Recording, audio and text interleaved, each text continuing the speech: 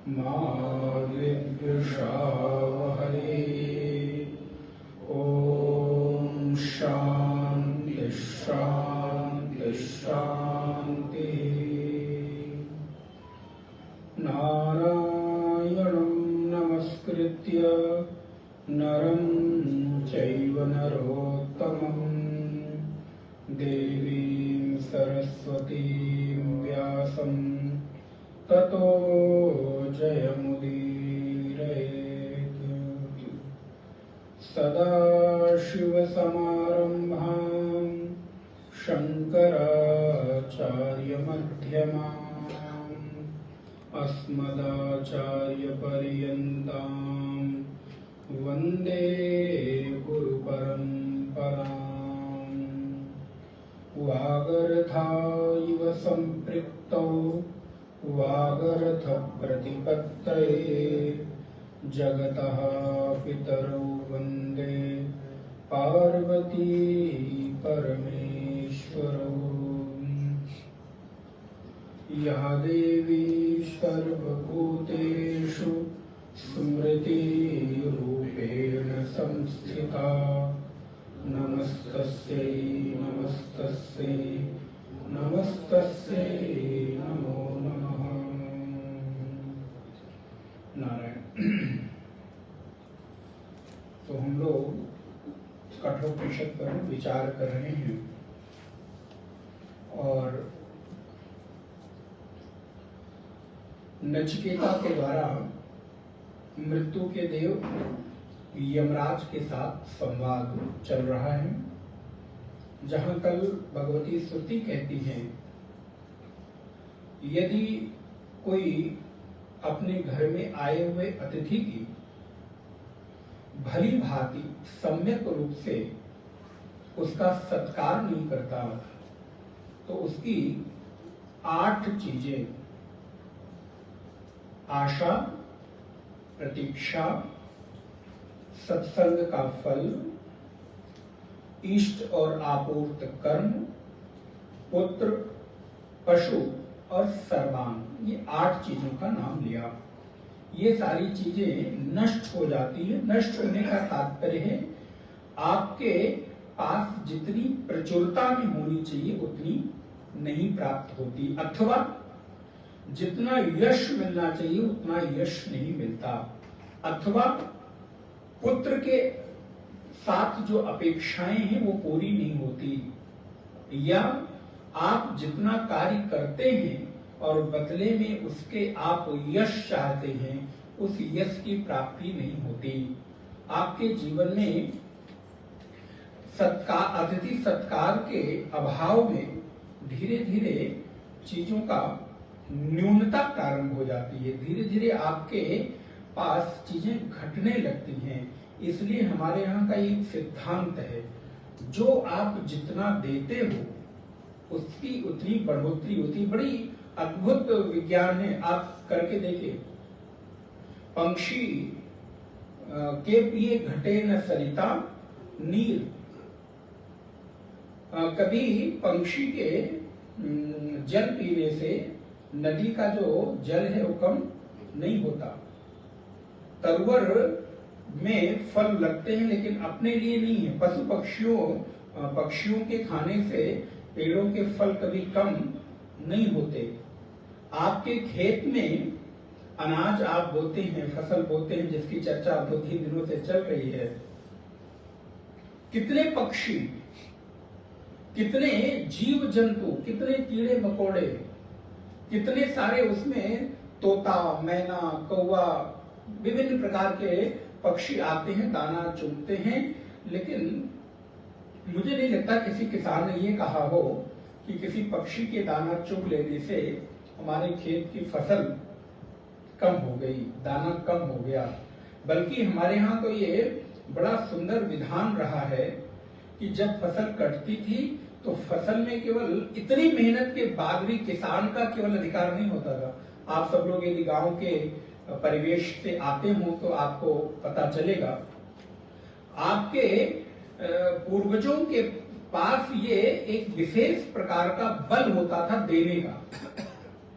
वो फसल कटी, उस फसल के कटने के बाद कुछ जगह निश्चित होती थी कि उनको उतना देना ही देना है। मेरे पास क्या बचता है वो आप बात की बात है। कितने लोग आप जानते हैं मुझे नहीं पता, लेकिन हम लोगों ने तो बचपन से ये संस्कार देखे हैं। कटी हुई फसल से जो प्रजा होती थी, प्रजा का तात्पर्य है धोबी, नाई, कहार, लोहार, पता नहीं आप लोग ये सब जानते भी हैं कि नहीं, पंडित, अर्थात जो भी आपके घर में आपके कार्य करने के लिए, शादी या अन्य मांगलिक कार्यों में जो कार्य करने के लिए लोग आते थे, उनके लिए 2, 5, 10 किलो जिसकी जगह जितना विधान हो निकाल के रख दिया जाता था। और इतना ही नहीं, 6-6 महीने उनका वेट किया जाता था कि वो आए और अपना राशन, उनके यहाँ संदेशा भिजवाया जाता था कि भाई तुम्हारा अनाज रखा हुआ है, आके ले जाओ, और उसको कोई छूता नहीं था। पत्तल बनाने वाले को दिया जाता था, लोहार को, कहार को, पानी भरने वाले को, बर्तन मांजने वाले को, नाई को, पंडित जी को, सभी के लिए अलग अलग अलग निकाल के रख दिया गया। और इतना ही नहीं, ग्राम देवता के लिए भी निकाल के सबसे पहले उससे चढ़ा दिया जाता था। जो उस बटाई पे काम करता था या खेत को काटता था, बोता था, उसको दे दिया जाता था। और उसके बाद कुछ उस सामग्री से निकाल के कुछ अनाज अज्ञात लोगों के लिए रख दिया जाता था। अब ये कोई भ्रम नहीं है, कोई डर नहीं है, कोई अंधविश्वास नहीं है। खेत के कोने में अथवा जहां फसल लगाई गई है वहां पर ले जाकर 1 किलो 2 किलो ऐसे ही रख दिया गया, पक्षियों के चुनने के लिए डाल दिया गया।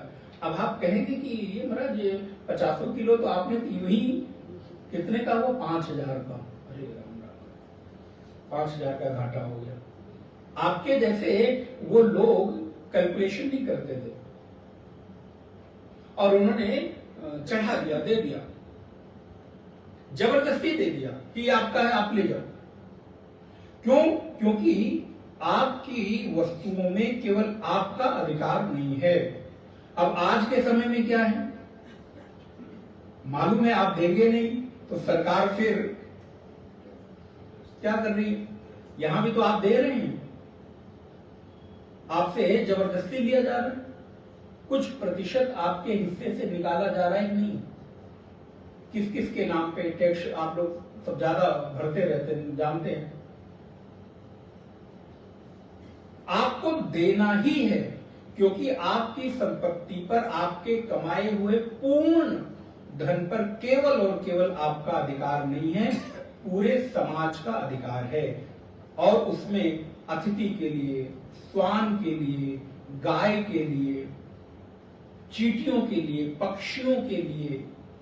इसलिए हमारे यहां पूर्व में पंच बलि रोज होती थी। बलि का तात्पर्य देना, त्याग करना। बलि का तात्पर्य बलि मत लीजिए। माताएं भोजन बनाती थी तो पहली रोटी चूल्हे में डाल देती थी, अंतिम रोटी श्वान के लिए निकाल देती थी। पहली और अंतिम रोटी कोई घर में खाता नहीं था, आप लोगों को अगर याद हो।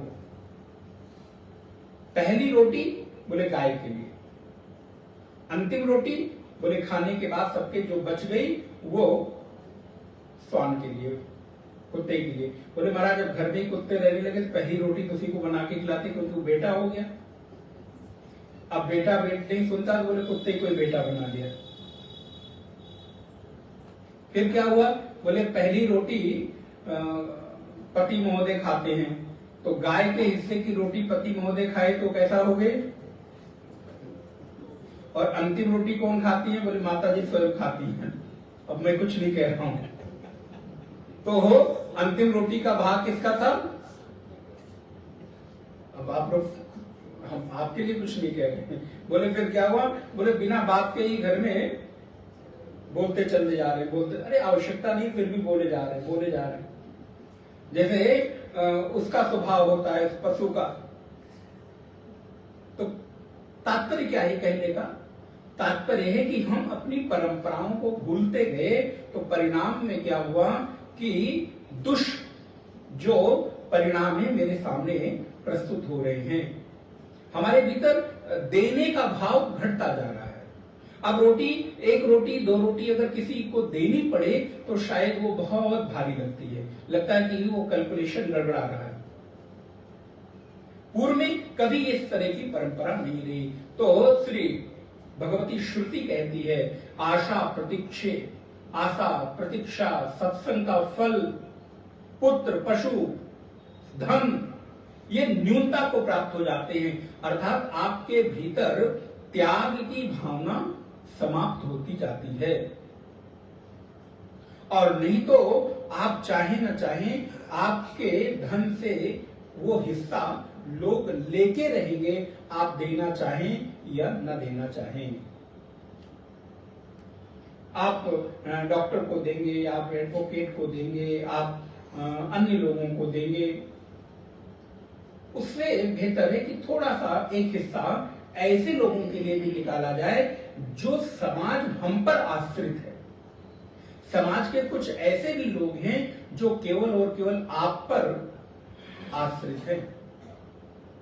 उनके पास खेती नहीं है, उनके पास कोई उद्योग नहीं है, व्यापार नहीं है, धंधा नहीं है।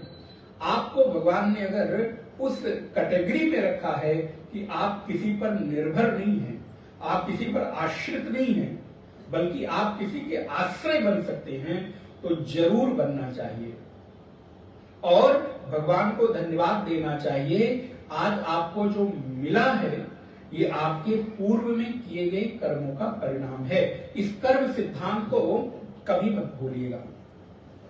आज अगर आप किसी को आश्रय दे रहे हैं, अगर आप किसी को देने लायक बने हैं, इसका मतलब आपने पूर्व में ये कमाई की है। और अगर कोई आपके सामने हाथ फैला रहा है, वो आपसे अपेक्षा कर रहा है, इसका मतलब एक सुभाषित है, आधा ही याद है मुझे, याचका नहीं याचंती। याचक हमारे द्वार पर याचना करने नहीं आता। वो पूरा सुभाषित मुझे स्मरण नहीं आ रहा, बहुत पहले बचपन में सब पढ़ते याद करो तो कभी कोई याद रहा तो भूल गया, कभी कुछ कुछ। तो याचका नहीं याचनती, याचक याचना करने नहीं आते। बोले वो याचक आपको याद दिलाने आता है कि कभी मैं भी तुम्हारी तरह ही था, लेकिन हम भी किसी को देते नहीं थे, तो आज हम याचक बन गए हैं। वो जरा खोजो में मिले तो याचका नहीं याचनती मिल जाएगा गूगल में। याचका नहीं याचनती, याचक याचना करने नहीं आता, बल्कि वो हमको याद दिलाने आता है कि भैया तुम्हारे पास अवसर है देने का, तुम्हारे पास अवसर है ये पुण्य कमाई करने का। और वो मुझे जब स्मरण दिला रहा है तो उस स्मृति के द्वारा हम भूल भी रहे हो तो कार्य कर ले। हमारे पूज्य स्वामी जी वृंदावन में बड़ी सुंदर बात कहते हैं, शायद मैंने कभी दोहराया भी हो, कि जीवन में देवता बनो, लेवता नहीं। तो सामान्य साधु लोग अपनी भाषा में लेवता का तात्पर्य है अर्थात तुम्हारा हाथ हमेशा यूं रहे, यूं ना रहे। तो वैसे भी हम लोग क्या बनना चाहते हैं? देव ही तो बनना चाहते हैं। देव का तात्पर्य श्रेष्ठ।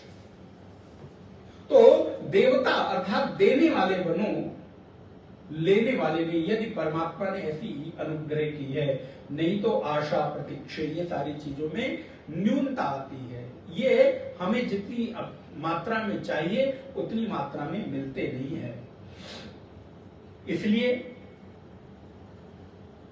अगर ऐसी स्थिति कर लेते हैं और हम कदाचित किसी कारण से अपने इस जीवन में उस लक्ष्य को प्राप्त नहीं कर पाते, तो वासुदेव श्री कृष्ण कहते हैं, हे अर्जुन, अथवा योगिनाम एव कुले भवति धीमताम एतत ही दुर्लभ तरम।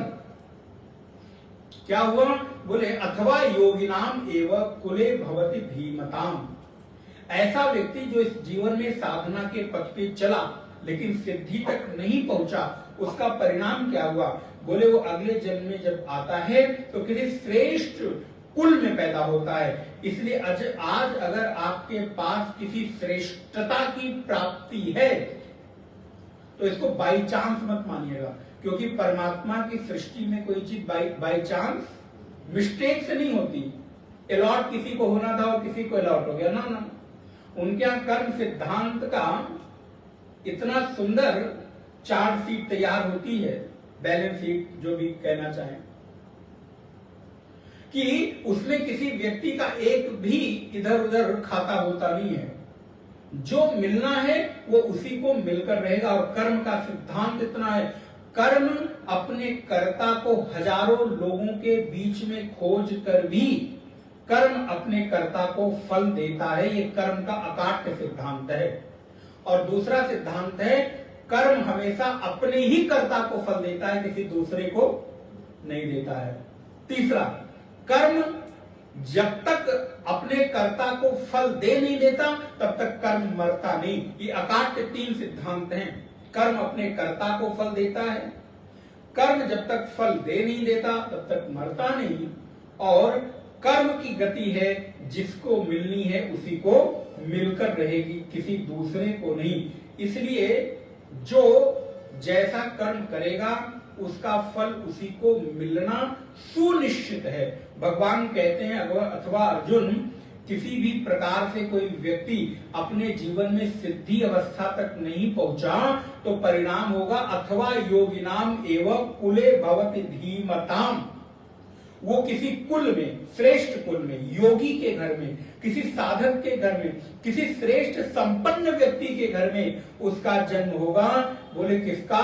बोले जो अपने लक्ष्य को प्राप्त किए बिना ही इस शरीर को समाप्त करके मृत्यु को प्राप्त हो जाता है, तो उसका जन्म किसी श्रेष्ठ व्यक्ति के घर में होता है, जहां से वो अपनी अगली यात्रा प्रारंभ करता है। यदि आपके पास सकल अनुकूलताएं हैं, सकल आपके पास सुविधाएं हैं, जहां पर आपको किसी अन्य चीज के लिए सोचना नहीं है, तो आप ये मानना कल आपने ऐसा सत्कर्म किया है तब आपको आज ऐसी परिस्थिति मिली है। नहीं तो ऐसे भी बहुत सारे लोग हैं जिनके पास जीवन में रहने से लेकर जीवन की एक एक चीजों के लिए बार बार सोचना पड़ता है, वो भी तो मनुष्य हैं। और ये बाई चांस नहीं है, ये आपने पहले पे किया है, ये आपने पहले भुगतान कर दिया है, जिसका उपभोग आप कर रहे हैं। इसलिए यहां पर कोई चीज परमात्मा के विधान के विपरीत नहीं है। परमात्मा का विधान बिल्कुल सुनिश्चित है।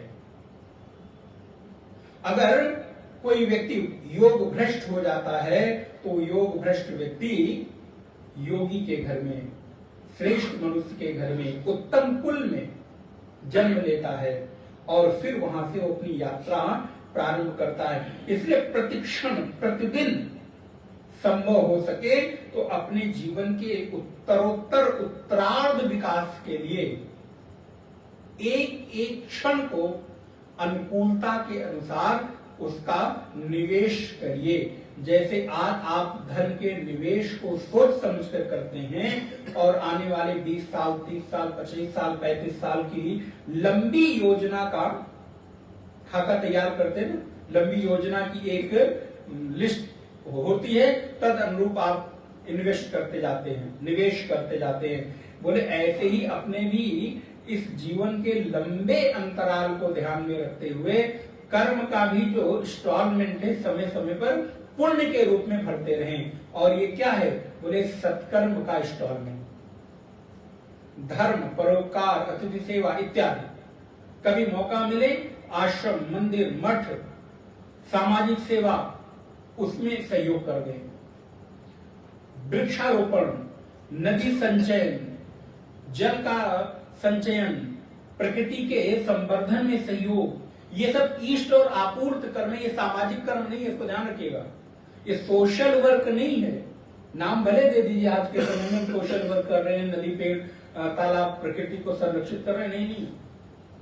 ये प्रकृति के अंदर में आते हैं। भगवान गीता में कहते हैं महाभूतान्य हंकारो, 2 प्रकार की प्रकृति है, परा और अपरा प्रकृति। बुद्धिरव्यक्तमेव च, महाभूतान्यहंकारो बुद्धिरव्यक्त मेवचा। दो प्रकार की परा और अपरा प्रकृति है, इसलिए प्रकृति की सेवा आपका इष्ट और आपूर्त कर्म है। इष्ट माने अपने स्वयं के जीवन की इच्छा की पूर्ति के लिए किया जाने वाला सत्कर्म इष्ट कर्म है, और पर उपकार के लिए सामाजिक सेवा के लिए किया जाने वाला कर्म ये आपूर्त कर्म है। तो ये समाप्त हो जाता है, नहीं तो परिणाम क्या होगा उसको याद रखिए। आज आप यहां हैं तो कल नहीं होंगे, लेकिन आपके सत्कर्म सदा आपके साथ होंगे। एक बड़ी सुंदर लाइन स्मरण में आ रही है, जीवन तो क्षणभंगुर है, जीवन की क्षणभंगुरता का कोई भरोसा नहीं, आज है कल नहीं। माली आवत देखकर कलियां करी पुकार, फूले फूले चुन लिए काल हमारी बात।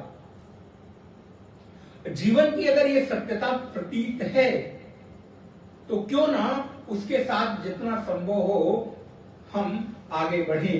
तो श्री यमराज कहते हैं, नचिकेता तुम्हारे भीतर श्रेष्ठता बहुत है, तुमने प्रथम और अपने पिता की संतुष्टि मांगी है, उनके क्रोध शांत हो जाए मैंने तुमको दे दिया।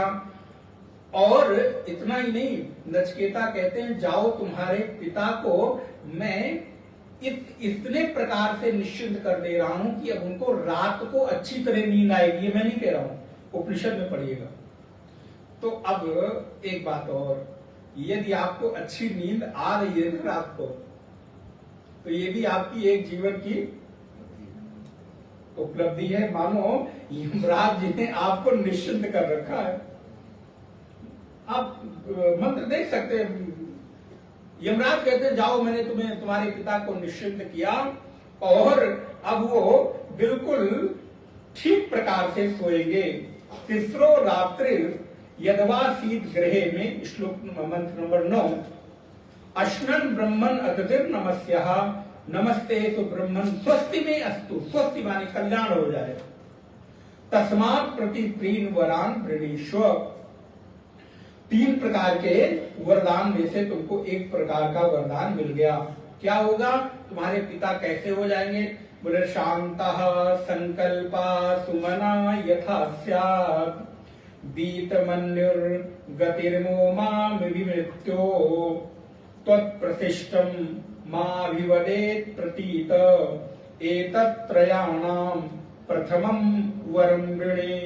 तीनों वरदानों में पहला वरदान ये है कि तुम्हारे पिता तुमसे संतुष्ट हो जाएंगे, तुम्हारे पिता कभी तुमसे नाराज नहीं होंगे। और मंत्र नंबर 11 देखिए, थोड़ा शीघ्रता से बढ़ू नहीं तो रुक जाएंगे, एक ही दिन बचाओ। 11 नंबर देखिए, मृत्युर्वाच। मृत्युर अर्थात श्री यमदेव कहते हैं यथा पुरस्ताद भविता प्रतीत औद्दालकी आरुणिर मत प्रतिष्ठा। ये नचिकेता के पिता का ही नाम है, 3 नाम हो गया। क्या क्या? वाजश्रवस, औद्दालिक और गौतम, आरुणि और गौतम। तो औद्दालिकी आरुणि मत प्रतिष्ठा सुखम, ये मंत्र शब्द मिल गया होगा। क्या लिखा? सुखम रात्रि शमिता बीत मन्यु। जाओ मैंने उनको रात में सुख पूर्वक सोने का भाव दे दिया, और उनके मन से जो भी कुछ क्रोध था, शंका थी, मन अशांत था, वो शमिता माने उसका शमन हो जाएगा। अब वो कभी परेशान नहीं होंगे, चौंकेंगे नहीं। कभी कभी अब तुम्हारी याद में वो उठ के बैठकर रोएंगे नहीं।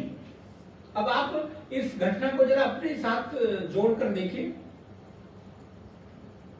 जाओ मैंने तुम्हें अभयदान दे दिया कि अब तुम्हारी याद में तुम्हारे पिता, क्योंकि तुम मृत्यु को प्राप्त हो गए हो ना, तो तुम्हारी याद में रोएंगे नहीं, चौंकेंगे नहीं, मन में उनको एक तरह से दुख नहीं होगा।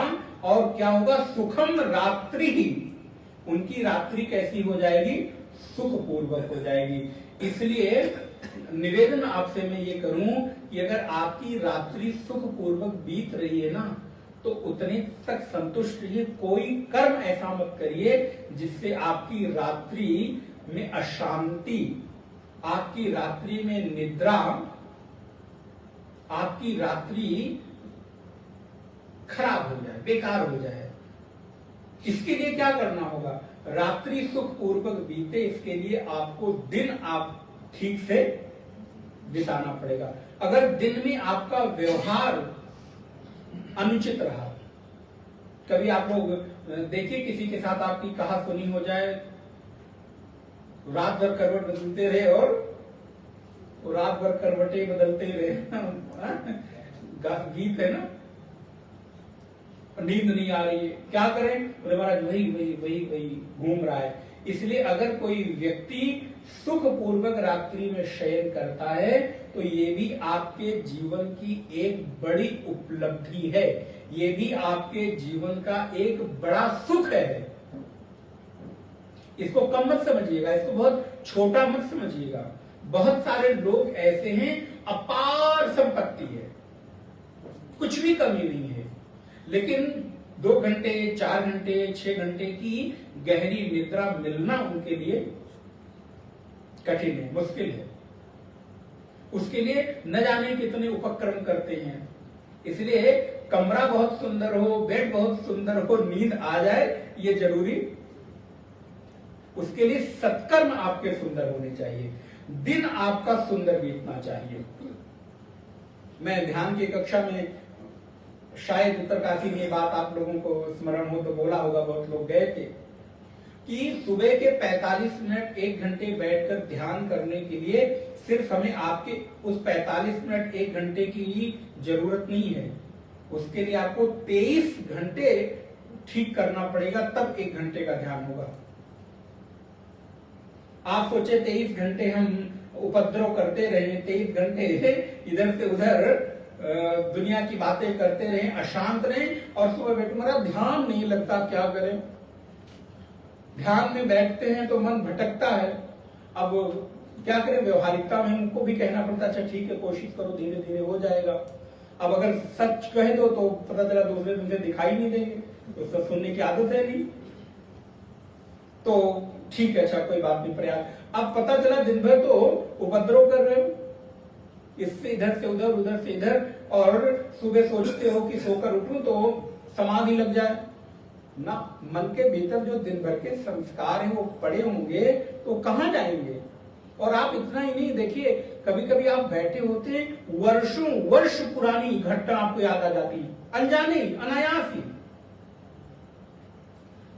कोई उसका प्रयोजन या उससे मिलता जुलती कोई चीज देख ली, कोई घटना देख ली, कोई परिस्थिति आ गई तो आपको वो बात याद आ गई। इट मीन्स कि आपके चित्त में वो संस्कार पड़ा हुआ है। इसलिए भी राम गीता में, श्री अवध में बड़ी सुंदर एक विषय निकल कर आया चिंतन में। आपके पास 3 सामर्थ्य है।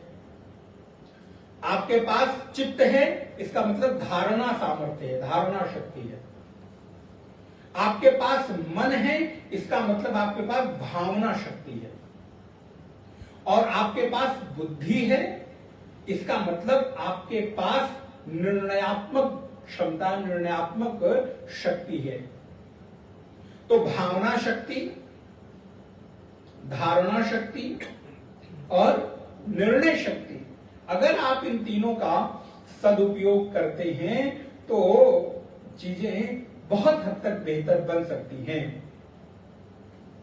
इसलिए श्री यमराज कहते हैं, नचिकेता जाओ यथा पुरस्ताद भविता प्रतीत औद्दालिकी, तुम्हारे पिता जो औद्दालिक है,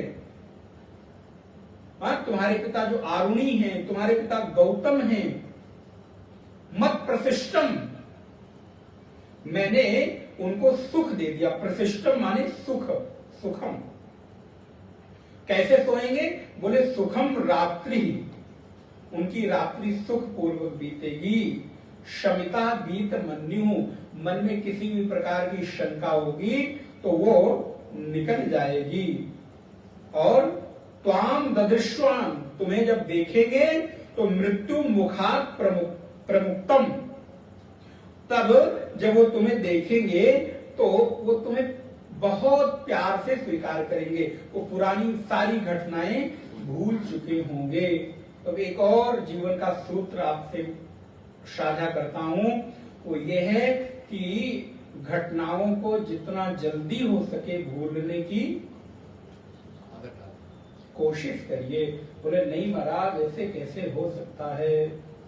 मुझे याद है 6 साल पहले उन्होंने मुझे ये कहा था, और जब तक मैं बदला नहीं ले लूंगा तब तक मुझे सुख चैन नहीं मिलेगा। कहां कैसे, मैं बदला लेके दिखाऊंगा, देखना एक दिन वो भी रोएंगे गिड़गिड़ाएंगे। बोले वो एक दिन आएगा 6 साल 8 साल से तो कर नहीं पाए, लेकिन 6 साल से तुम जरूर परेशान हो रहे हो।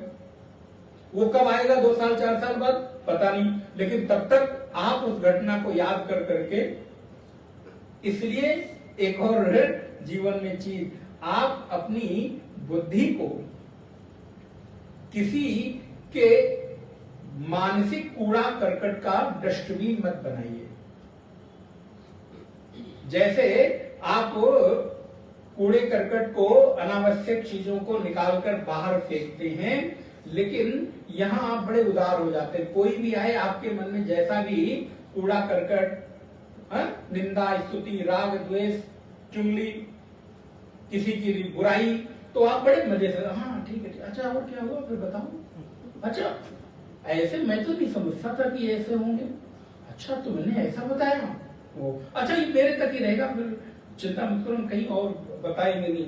अच्छा फिर क्या हुआ था, फिर आप क्या कर रहे हो, आप दूसरे के मन के कूड़े करकट को, कचरे को अपने चित्त को डस्टबिन बना रहे हो, उसमें जा रहा है, और परिणाम क्या होगा कि डस्टबिन में जिस दिन कचरा कूड़ा इकट्ठा हुआ और भर गया तो क्या होगा, सड़ेगा और दुर्गंध फैलाएगा। किसको, आपको, किसी और को नहीं, क्योंकि वो कुछ कचरा कहीं बाहर निकलने वाला नहीं, दूसरे को दिखने वाला नहीं, फिर आप ही उसकी चित्त की बातों को याद कर करके अपने आप को परेशान करते रहेंगे। इसलिए ये सूत्र उपनिषद ध्यान रखिए, आपकी चर्चा करता है जीवन में जीव की मृत्यु के उपरांत गति क्या होती है, ये दूसरा विषय है। पहला विषय है कि जीव रहते इस जीव को कैसे हम बेहतर कर सके, किसी भी तरह की इसमें कष्ट ना मिलने पाए। क्या ये कष्ट नहीं है जीव का? अगर आप अंदर बैठे हुए परमात्मा को इस प्रकार की चीजों से भरते हैं तो ये कष्ट नहीं है। दुर्गंध भर रहे हैं, काम क्रोध भर रहे हैं, लोभ कर रहे हैं, वो दुर्गंध फैला रहा है, तो भगवान भी सोचते पता नहीं किस घर में हम आ गए। इसलिए भगवान ने बड़ी सुंदर बात गीता में कही, बोले अर्जुन, ये जो लोग अनावश्यक जिद पूर्वक चीजों को करने की कोशिश करते हैं, वो हमको यथार्थ में समझते नहीं हैं, बल्कि वो मुझे कष्ट देते हैं। मैं उनके अंतःहृदय में बैठा हूं और मुझे उस अंतःहृदय में न देखकर बाहर बाहर भटकते हैं और ऐसी चीजों को हमारे ऊपर डालते हैं जो हमको बिल्कुल भी पसंद। भगवान को क्या पसंद है? बोले भगवान को तो पसंद है निर्मल मन जन सो मोहि भावा। निर्मल मन जन सो मोहि, मोहि कपट छल छिद्र न भावा। निर्मल मन जन सो मोहि पावा। मुझे कौन लोग प्राप्त करते हैं? बोले निर्मल मन जन सो मोहि पावा, मोहि कपट छल छिद्र न भावा। ताके जुग पद कमल मनाओ। उपाय भी बता दिया कैसे मिलेगा। बोले ताके जुग पद कमल मनाओ, जासु कृपा निर्मल मति पाओ। उसकी कृपा से निर्मल मति मिलेगी, और निर्मल मति वाले ही मुझे प्रसन्न हैं। मैं निर्मल मति वालों के ऊपर प्रसन्न होता हूं, वही मुझे प्राप्त करते हैं। इसलिए मैं ऐसे लोगों का जो निर्मल हैं, अबोध हैं, जो जीवन में बहुत छल कपट प्रपंच में नहीं उलझते, उनके लिए मैं एक प्रतिज्ञा करता हूं। और वो प्रतिज्ञा क्या है? बोले करऊं सदा तिनके रखवारी, जिमी बालक राखई महतारी। आप लोग महतारी हैं, जानते हैं ना महतारी मतलब? जो माताएं हमारी बैठी हैं, जन्म संतान को जन्म देने के बाद उनका एक नामकरण अवध में, अवधि क्षेत्र में महतारी भी हो जाता है, वो माँ हो जाती हैं। तो बोले जैसे माँ, गोस्वामी जी तो अवध की भाषा में लिख रहे हैं, बोले जैसे महतारी माँ अपने बालक की रक्षा करती है ना, वैसे ही मैं अपने शिष्यों के, अपने भक्तों के, अपने शरण में आए लोगों की मां की तरह रक्षा करता हूं। तो आप सोचिए भगवान इससे ज्यादा वादा क्या कर सकते हैं? आप एक ब्लैक एंड व्हाइट पेपर पर कोई 4 लाइन लिखकर दे देता है, तो अपने जीवन की सारी कमाई हुई संपत्ति उसको सौंप देते हैं, दे देते हैं। और यहां भगवान बार बार कह रहे हैं, गीता में भगवान 9वें अध्याय में कहते हैं, अनन्याश्चिन्तयन्तो माम ये जना परिपासते तेषां नित्याभियुक्तानां योगक्षेमं वहाम्यहम्। मैं योगक्षेम का वहन करता हूं, जो नहीं मिला है उसको मिलवाता हूं, और जो मिल गया है उसकी रक्षा करता हूं। योगक्षेम का अर्थ हुआ, अब किसी जीवन बीमा वाले ने उसको अपना टैगलाइन बना दिया, योगक्षेमम, मृत्यु के बाद, क्या मृत्यु के नहीं, जीवन के साथ भी और जीवन के बाद भी। अब पता नहीं कैसे योगक्षेम का निर्माण करें। बोले महाराज जो नहीं मिला है मिलाओ, योग का अर्थ तो क्या हुआ है? जो नहीं मिला है वो मिलाओ, तो जो 1 साल की इंस्टॉलमेंट नहीं भर पाए उसको भरो। बोले नहीं नहीं वो तो नहीं हो सकता। जाने के बाद बोले महाराज पीछे पीछे पैसा देकर पीछे पीछे घूमते रहो, फिर भी वो मिलने वाला बड़ा कठिनता से मिलता है। खैर, तो भगवान कहते हैं योगक्षेमम वहाम्यहम्, मैं उनकी रक्षा करता हूं। कैसा? बोले जैसे एक माँ अपने बालक की रक्षा करती, करम सदा तिनके रखवारी। इसलिए हे नचिकेता जाओ, अब मैंने, तुम मेरी शरण में आए हो, तो अब तुम्हारे साथ साथ तुम्हारे पिता की भी जिम्मेदारी मेरी है, अब उनको चिंता नहीं होगी। तो मैं आपको निवेदन कर रहा था, यदि 2 सूत्र इस मंत्र से सीखना है। पहला सूत्र, जीवन में सब कुछ याद रखना जरूरी नहीं है। कई बार जीवन में कुछ चीजें भूल जाना ही श्रेयस्कर होता है। हर चीज याद रखी जाए ये जरूरी नहीं। दूसरा सूत्र क्या निकला? दूसरा सूत्र ये निकला कि आपके जीवन में यदि सुखपूर्वक निद्रा की उपलब्धि है तो ये भी आपके जीवन की एक संपत्ति है। तो आवश्यकता पड़ने पर कुछ चीजों को भूल जाना चाहिए। जब उसको भूल जाएंगे तो आपके लिए वो चीजें मायने नहीं रखेंगी। इसलिए नचिकेता को श्री यमराज जी ने आश्वस्त कर दिया, जाओ मैंने पिता के साथ तुम्हारे कर दिया। तो ये जीवन के 2 सूत्र हमेशा याद रहें। अब कहते हैं, नचिकेता कहते हैं कि ये तो मिल गए, पिता के लिए पहला वरदान मिल गया। दूसरा वरदान, बोले दूसरा वरदान स्वर्गे लोके। कल मैंने 2 चीज निवेदन किया था, व्यक्ति के जीवन की 2 इच्छाएं। यहां जितने भी लोग बैठे हैं, पहली इच्छा क्या? ये लोग सुख रहे, घर परिवार, माता पिता भाई बंधु बेटा बहू सब हमारे अनुकूल रहें, स्वस्थ रहूं, बस इससे ज्यादा महाराज कुछ नहीं चाहिए। बोले सब तो मांग लियो, मांगो कि क्या? और दूसरा बोले जब मरूं तो महाराज अच्छा लोक मिल जाए। तो क्या हुआ? तो बोले स्वर्गे लोके न भयम किंचन आस्ति।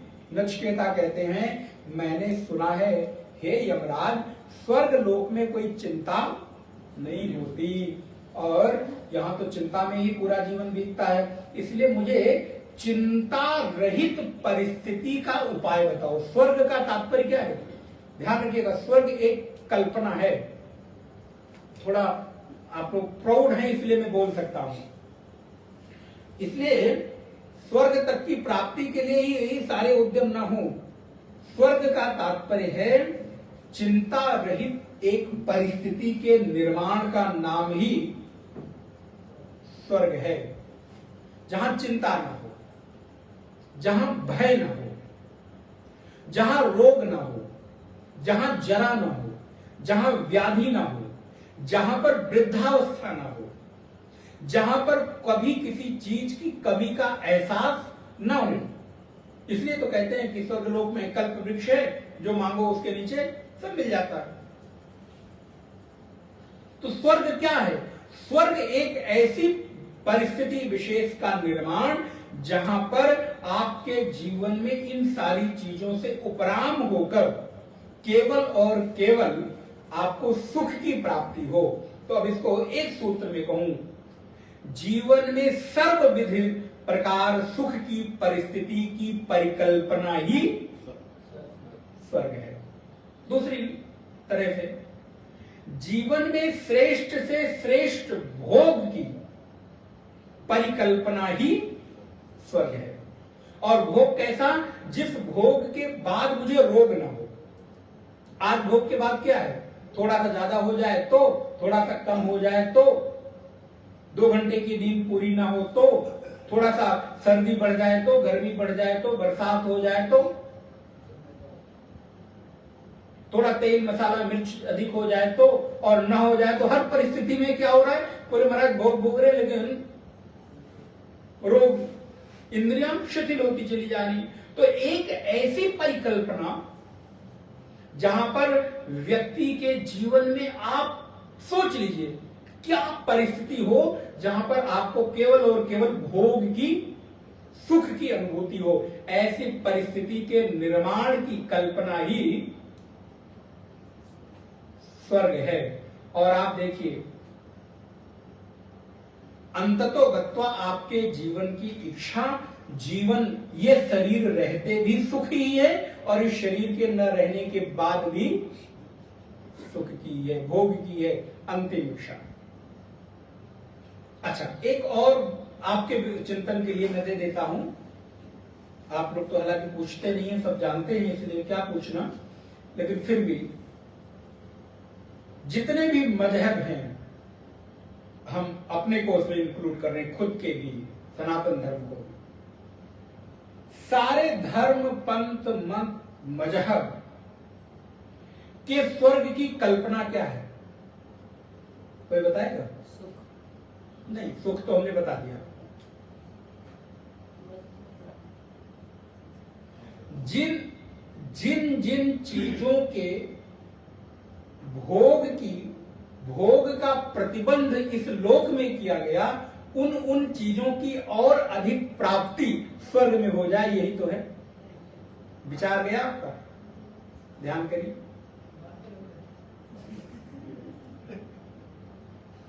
जिन जिन सुख के भोग की यहां पे सीमितता है, आपका एक दायरा है,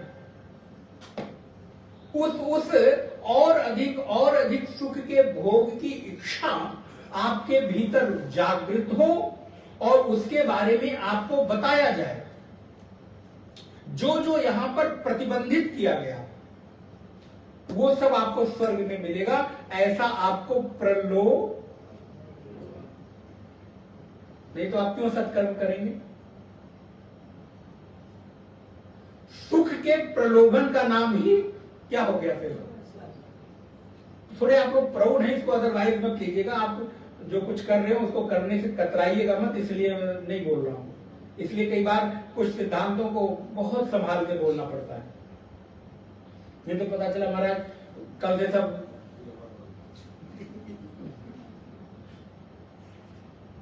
आपको इस जीवन में जो नहीं मिल रहा है या कम मिल रहा है, सीमित मिल रहा है, ऐसा है कि जब तुम जाओगे ना, मरोगे ना, तो तुम्हें वहां, इसके लिए अपने साथ साथ दूसरे किसी मजहब की परिकल्पना काली कर ली है, जिसका मैंने कल आपको उल्लेख किया था। यहां पर वो प्रत्येक चीजें जो प्रतिबंधित है उनके लिए, वो प्रत्येक चीजें स्वर्ग में इफरात मिलेगी। यही तो प्रलोभन है। ध्यान गया आपका? यहां वो मदिरापान नहीं कर सकते, यहां वासना की पूर्ति की सीमित कर दिया गया, 1 2 3 4। यहां बता दिया गया कि आपके पास जो शरीर है उसकी भी क्षमता है, अर्थात उसकी भी आयु है। एक आयु तक ही आप भोग सकते हैं, उसके बाद आप नहीं भोग सकते। लेकिन वहां क्या कहा गया, आप स्वर्ग में जाएंगे तो चिर यौवन रहेंगे। स्वर्ग का आप जानते हैं, पढ़ा है कि नहीं आप लोग? पढ़िए सर, याद करिए। स्वर्ग में इसीलिए मैंने आपको कहा कि कोई बूढ़ा नहीं होता, वहां कोई रोगी नहीं होता। इसका मतलब क्या है? इसका मतलब तो यही कि वहां पे हमेशा चिर यौवन बना रहे, हमेशा इंद्रियां भोग के लिए उद्यत रहें, उनमें सामर्थ्य बनी रहे, उनमें शक्ति बनी रहे। कितना भी भोग भोग लो, तुम्हें कभी भोग के बाद रोग ना हो। यही तो परिस्थिति का नाम स्वर्ग है। और जो जो यहां पर हमारे लिए प्रतिबंधित किया गया, उन सबको कह दिया गया कि आप यहां से जाओगे लोकोत्तर, आपको इन चीजों की प्राप्ति होगी, जरूर होगी, मैं उससे बिल्कुल सहमत हूं। लेकिन वो जब होगी तब होगी, देखा जाएगा। ना आप मुझे बताने आएंगे, ना हम आपसे पूछने आएंगे। यहां अगर कोई आ जाए, महाराज बता दे कि मैं भी स्वर्ग से लौट के आ रहा हूं ना, तो बड़ी गड़बड़ हो जाए, महाराज दूर भागेंगे। तो क्या हुआ? नचिकेता क्या कह रहे हैं कि मुझे एक ऐसे परिस्थिति में आप पहुंचाओ जहां पर किसी भी प्रकार के दुख की अनुभूति न हो। क्यों? क्योंकि अभी अभी दुख सहकर आ रहे, और जो व्यक्ति दुख में होता है उसकी सबसे पहली प्राथमिकता क्या होती है? एन केन प्रकार, कैसे भी करके महाराज बचाओ। हो सकता है उस दुख से निकलने के लिए किसी दूसरे दुख का आवाहन कर ले, आमंत्रण दे दे, लेकिन पहले इस दुख से निकालो।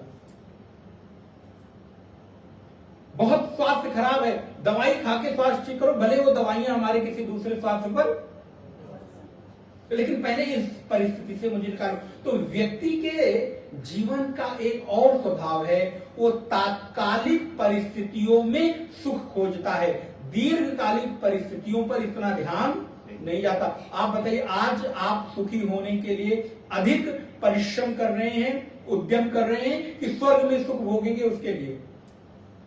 वो तो जब आप थोड़ा उपराम हो जाते हैं, थोड़े हल्के हो जाते हैं, फिर चलो ठीक है, आगे भी थोड़ा वो कर लो, सत्कर्म कर लो, पुण्य कर लो, मिलेगा। लेकिन अभी सबसे पहले तात्कालिक परिस्थितियों में मैं जो उलझा हूं, उससे मन मेरा निकले और मुझे सुख की अनुभूति हो। इसलिए इन दोनों श्लोकों में, दोनों मंत्रों में, मंत्र नंबर 11 और 12, 2 सूत्र याद रखने हैं। हर चीज स्मरण नहीं रखना है, भूलना जीवन में कई बार आवश्यक हो जाता है। सब चीजें याद रखना व्यक्ति के लिए दुख का कारण बनती हैं। और तात्कालिक परिस्थितियों में केवल सुख नहीं खोजना है, एक ऐसी परिस्थिति का निर्माण हो जहां पर मुझे सर्वथा दीर्घकालिक, या मैं यूं कहूं सदा सदा के लिए सुख की प्राप्ति हो जाए। तो अब एक चौथा और निर्णय हुआ कि एक ऐसी परिस्थिति की खोज जहां जीवन में कभी दुख ना आए, उसका नाम स्वर्ग है। जहां मैं कितनी भी परिस्थितियों में रहूं लेकिन दुख तो ना रहे। तो नचिकेता कहते हैं स्वर्गे लोके। अच्छा, दूसरी किस चीज से आप बचना चाहते हैं? भय। सत्संग क्यों? मंदिर क्यों? धर्म क्यों? परोपकार क्यों? दान क्यों? कई बार स्वेच्छा से और बहुत अधिक बार भय से। व्यक्ति के जीवन का एक बहुत बड़ा समय परिश्रम अपने को भविष्य से भय से बचाने के लिए निकल जाता है कि भविष्य में भय ना हो। इसलिए मैं आपको निवेदन करता हूं, भूत की हमेशा आप क्या करते हैं? पश्चाताप करते हैं। भूत पश्चाताप देता है, वर्तमान आसक्ति देता है और भविष्य चिंता देता है, भय देता है। विचार करके देखें, जो समय बीत गया उसके लिए आप डरते नहीं हो, उसके लिए पश्चाताप करते हो। पश्चाताप में कोई ऐसी चीज हो जाए जो आपके भय का कारण बने, वो बात अलग है। लेकिन डर किसका है? जो समय बीत गया उसका, कि जो आने वाला है उसका? कल ऐसा नहीं रहा तो क्या होगा, मेरा क्या होगा, स्वास्थ्य खराब हो गया तो क्या होगा, बालक विदेश से यहां नहीं आया तो क्या होगा, पैसा नहीं रहा तो क्या होगा, नौकर नहीं रहा तो क्या होगा। तो प्राय भविष्य की वो परिकल्पना जो अभी आई नहीं है, लेकिन उसको सोच सोचकर हम भयभीत होते रहते हैं, डरते रहते हैं। जो परिस्थितियां अभी हमारे जीवन में आई नहीं है और बहुत अधिक समय हमारा उसको संभालने में, संजोने में जाता है। और शायद है कि कभी कल परिस्थिति आए भी ना, इसीलिए हम वस्तुओं का संग्रह किस लिए करते हैं? बहुत सारी वस्तुओं का संग्रह तो खाली भविष्य के भय से बचने के लिए करते हैं। कल अगर जरूरत पड़ गई तो ये काम आ जाएगा, जिसकी हमें आवश्यकता नहीं पड़ती। इसलिए नचिकेता कहते हैं, हे यमराज, हे गुरुदेव, स्वर्गे लोके न भयम किंचनास्ति। स्वर्ग लोक में न भय है, न दुख है, न तत्र त्वम। देखिए, यह है एक साधक जिज्ञासु का निडर होकर जीवन की प्रत्येक परिस्थिति के समाधान को खोजने का मार्ग। स्वयं साक्षात मृत्यु देव के सामने खड़े होकर कह रहे हैं, मुझे स्वर्ग जैसी परिस्थिति क्यों चाहिए? क्योंकि वहां आपका भी भय न तत्र तुम, वहां तुम भी नहीं हो। तुम माने मृत्यु नहीं है, मृत्यु अर्थात भय नहीं है। आज वर्तमान में सबसे अधिक अगर भय है तो मृत्यु का, जीवन को बचाए रखने का। इसलिए मैं ऐसी परिस्थिति खोजना चाहता हूं, हे यमराज, जहां आप भी ना हो। अब आप सोचो, क्या कोई सामान्य व्यक्ति उसी के सामने खड़ा होकर कह रहा है वरदान मांगो, तुम्हें मैं ये दे रहा हूं, ये दे रहा हूं, फिर भी कह रहा है तुम नहीं चाहिए। न तत्र तुम, न जरया पिभेति, न जरा है, वृद्धावस्था है, न रोग है। उभे तीर्थवा अश्नाया पिपासे, वहां पे अश्ना पिपासा भी नहीं है। क्योंकि स्वर्ग लोक की कल्पना, जैसे मैंने आपको कहा, वो क्या है? जहां पर हमेशा व्यक्ति चिर यौवन बना रहे, जो इच्छा करो तुरंत पूरी हो जाए। इसलिए भगवान के ग्रंथ, विशेष रूप से भागवत जी को कल्प वृक्ष कहा गया है। भागवत जी के सामने जो भी कुछ मांगो मिल जाता है। जो इच्छा करी हूं मन माही, हरि प्रसाद कछु दुर्लभ नाही। जो इच्छा करोगे, क्योंकि भगवान कल्प वृक्ष हैं, उनके सामने जो मांगोगे वो मिलेगा। इसलिए अब एक और जीवन में सोच निकल कर आता है, किसी ऐसी जगह, मंदिर, तीर्थ स्थान, सदगुरु, आचार्य के सामने ऐसी इच्छा मत करिएगा जो आपके लिए उचित न हो, क्योंकि कल्प वृक्ष है। यदि आपने इच्छा किया तो पूरी जरूर होगी। इसलिए धीरे धीरे साधक अपने आप को कूर्म पक्षी, कूर्म की तरह, कक्षप की तरह धीरे धीरे समेटने लगता है, अपनी इच्छाओं पर भी नियंत्रण करने लगता है। क्योंकि कौन सी इच्छा उसके बंधन का कारण बन जाए। मृत्यु के समय पता चला न जाने कौन सी इच्छा हो गई। एक सेठ जी थे, 5 बेटे, बोले महाराज पांचों की अलग अलग दुकान, शॉपिंग मॉल, जो भी उस समय शॉपिंग मॉल नहीं रहा होगा, लेकिन मैं बना देते हूँ, समय भी क्या करना है, शोरूम्स। सेठ जी बीमार पड़ गए। तो आज स्थिति यह है कि लगता है कि अब अंतिम समय है, तो पांचों भाइयों ने आपस में व्हाट्सएप मैसेज किया ग्रुप में कि जल्दी जल्दी यही दुकान बंद करके पिताजी जाने वाले, आ जाओ। घर पहुंच गए, दुकान बंद। पहले बड़े बेटे का, पिताजी सब ठीक है, कैसे हैं? बोले हाँ। छोटे ने कहा ठीक है, हाँ। तीसरे ने, चौथे ने, पांचवे ने कहा पिताजी आप ठीक है, मैं यही हूँ, चिंता मत करो। बोले तुम 5 के 5 यही हो? बोले हाँ। बोले दुकान पे कौन है? तुम 5 के 5 यही हो, दुकान पे कौन है? दुकान बंद कर दिया। अब मृत्यु के अंतिम समय में भी इच्छा क्या बनी हुई है? अगर ऐसी इच्छा है तो आप कुछ भी कर लीजिए, क्योंकि उपनिषद ही कहता है अंते या मति सा गति। अंत में जो मति होगी वही गति होगी। अब इसको छोटे से ऐसे उदाहरण से मैं कह सकता हूं, यदि पूर्ण रूप से नहीं है। आपने दुनिया भर के सारे सुंदर सुंदर संदेश लिख दिए, चिट्ठी में लिख दिया, पत्र में लिख दिया, मैसेज में लिख दिया, और अंतिम में अगर आपने कुछ ऐसे अपशब्दों का या अच्छा चलो आज से तुम और हम बिल्कुल अलग, तुम्हारा मेरा कोई लेना देना नहीं, व्यक्ति कौन सी लाइन को ज्यादा महत्व देगा? है ना? क्यों? क्योंकि अंतिम वाली लाइन, अंतिम निर्णय, बोलो चलो खत्म, आपके बाद सब हम तुम एक अनजाने से बन जाते हैं, मालूम पड़ा कि कभी हम मिले ही नहीं थे।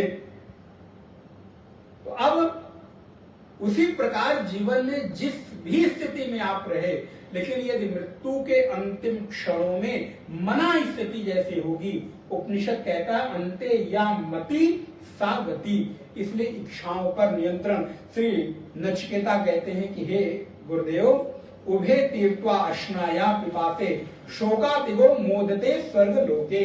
स्वर्ग लोक में प्रसन्नता है, आनंद है, इसलिए मुझे ऐसी परिस्थिति का निर्माण करने की विधि बताओ, मुझे वहां पहुंचा दो। इतने भर से नहीं, ध्यान रखिएगा एक एक सूत्र पर। हम आपको प्रवचन कर रहे हैं 1 घंटे में, तो बड़ा मन शांत, अच्छा, आनंद, लेकिन इतने भर से काम नहीं चलेगा। इस परिस्थिति का निर्माण आपको स्वयं करना होगा। मेरे कर देने भर से आपका कुछ होने वाला। नचिकेता भी ये कह रहे हैं कि आप हमको इस समय सुख दे रहे हैं, पिताजी को हमारे सब ठीक कर दिए, लेकिन इतना नहीं, हमको उसको सिखाओ कि वो कैसे होगा। इसलिए स्वर्ग कामो यजेत, स्वर्ग काम के यजन में जिस जिस प्रकार की विधियां हैं, उन उन प्रकार की विधियों का मुझे शिक्षा दीजिए, मुझे विधि बताइए, उपाय बताइए, कौन कौन सी अग्नि है। अब ये सब थोड़े विस्तृत विषय हैं, लेकिन मैं आपको सूक्ष्म रूप से बता देता हूं। हमारे और आपके जीवन में 3 प्रकार की अग्नि होती। बोले महाराज 3 प्रकार की अग्नि, अब तो एक भी नहीं होती। बोले नहीं, अब आपकी परंपरा बदल गई, चीजें परिस्थितियां बदल गई, लेकिन शास्त्र जो कहते हैं उसको हमें ध्यान रखना चाहिए। मृत्यु की हम लोग चर्चा कर रहे हैं, जानबूझ के मैं उस पर बहुत नहीं जाता। अंतिम समय आप सब लोग रात को जाके सोते हैं, फिर डरे वरे, तो फिर कहे महाराज यमराज आ गए थे आपकी बात सुन के, तो चलो, लेकिन आ गए तो आना ही है एक दिन उनको, तो जब भी आ जाए, लेकिन हमको बता के जाइएगा जब आए हैं। तो रोक तो नहीं सकेंगे, लेकिन आपके लिए सांत्वना जरूर करेंगे, प्रार्थना करेंगे। तो महाराज मृत्यु के समय आपने देखा होगा, प्रायः जब शव घर से जाने लगता है, तो आज के समय की परिस्थितियां तो बहुत विपरीत हो गई हैं। अब तो लोग अपने ही लोगों को कंधा नहीं देते, तो चर्चा दूर की बात है। लेकिन पहले के समय में शवदाह के लिए अग्नि जो लगाई जाती थी चिता के ऊपर, वो शमशान भूमि में जला के नहीं लगाई जाती थी, घर से अग्नि जाती थी। कभी आप लोगों ने ध्यान दिया कि नहीं? ध्यान दिया होगा तो जरूर जो पुराने लोग होंगे वो मिट्टी का घड़ लेकर कंडा और करके घर में प्रज्वलित अग्नि को जलाकर और रास्ते भर उसको ले जाया जाता था। ये कोई कपोल कल्पना नहीं, इसके पीछे सब विज्ञान है। अभी भी है, अभी भी है। और पूरे रास्ते भर अलग से हम लोगों ने खुद किया है अपने बाबा जी के और दादी के उसमें, कि अलग से 5-10 किलो कंडा उस वाहन में रखते थे, जैसे ही बुझने वाली हो दूसरा कंडा लगा दो, अर्थात वो अग्नि चिता तक पहुंचनी चाहिए। क्यों?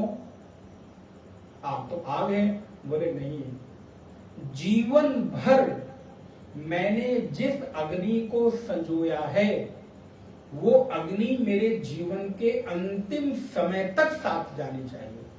इस प्रकार 3 प्रकार की अग्नि है। आपके ही घर में एक अग्नि होती है जिस पर आप भोजन बनाते हैं।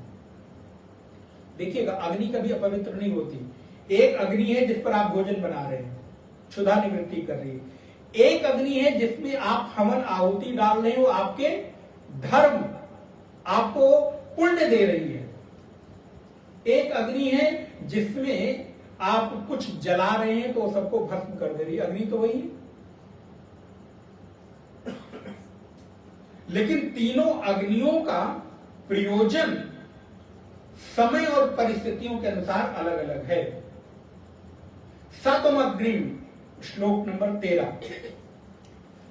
मंत्र नंबर, सतम अग्निम स्वर्ग अध्येश मृत्यो हो। हे नचिकेता, स्वर्ग की प्राप्ति की कामना से प्राप्त जो अग्नि है उसी में यजन करने से तुम्हें स्वर्ग जैसी परिस्थितियां, शोभन परिस्थितियां प्राप्त होंगी। इसलिए जीवन में यत्र तत्र सर्वत्र अग्नि को संजोकर रखने की स्थिति है। और आप को मालूम है कि नहीं, मैं ऐसे ऐसे उदाहरण दे रहा हूं। पहले के समय में लोग कभी होता था, जाओ तुम्हें मांगने से आग नहीं मिलेगी, पता नहीं।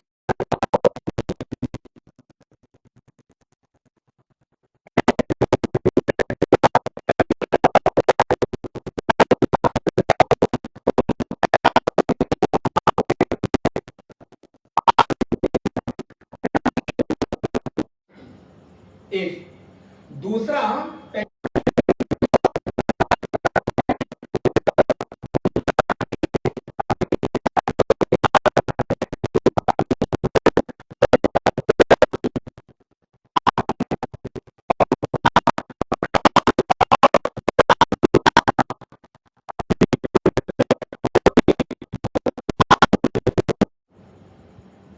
आप लोग उन संस्कारों में नहीं पले।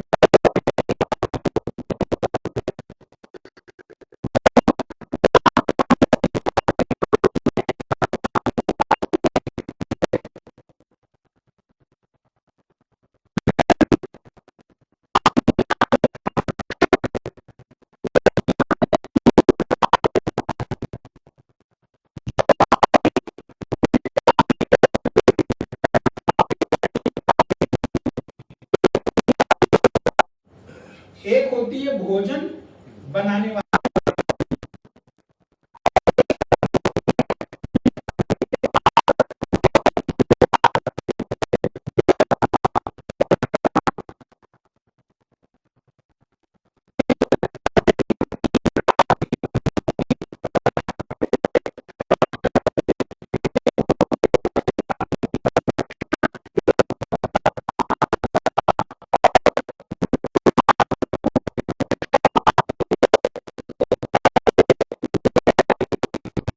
अंतिम क्रिया संपादित होती थी।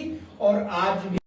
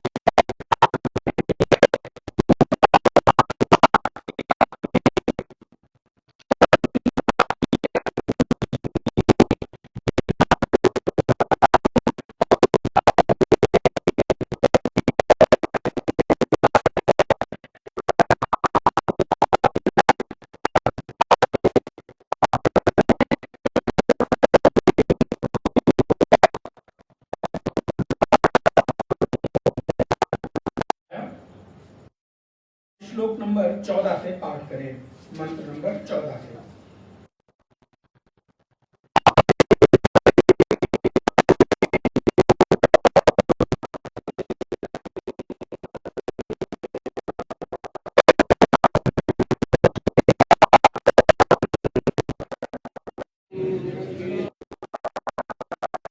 अनन्तलोकामथो प्रतिष्ठाम् अनन्तलोकाप्तिमथो प्रतिष्ठाम्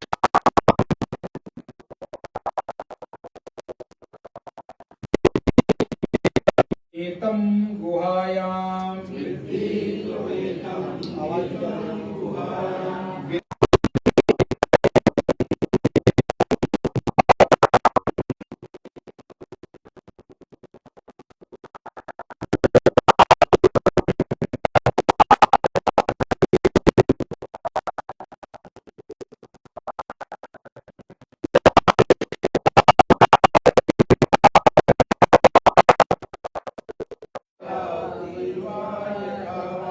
लोकादिमग्निं तमुवाच तस्मै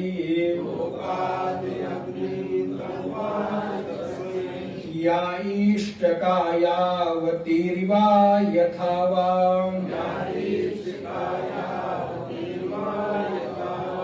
सा चापि तत्प्रत्यवदत् यथोक्तम् अथास्य मृत्युः पुनरेवाह तुष्टः तमब्रवात् प्रीयमाणो महात्मा वरं तवेहाद्य ददामि भूयः तवैव नाम्ना भवितायमग्निः शृङ्गां चेमामनेकरूपां गृहाणः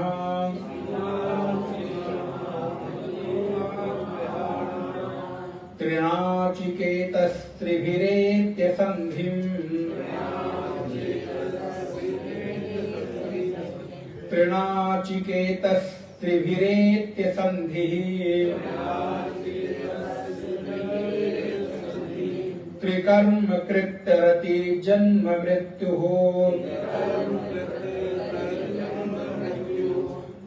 त्रिकर्म कृत्यरति जन्म मृत्युः ब्रह्मजज्ञं देवमेद्यं विदित्वा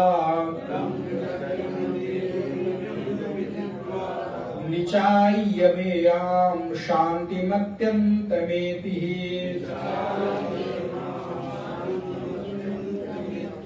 त्रिनाचिकेतस्त्रिमेतद्विदित्वा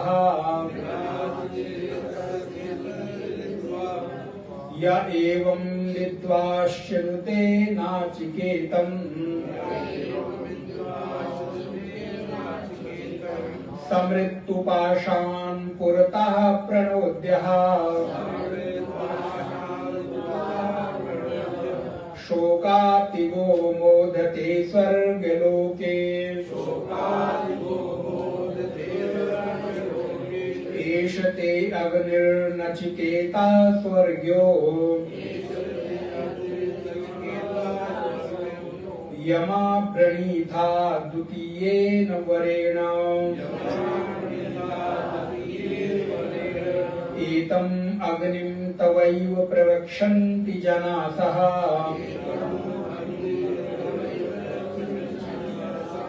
तृतीयं वरं नचिकेतो वृणीष्व।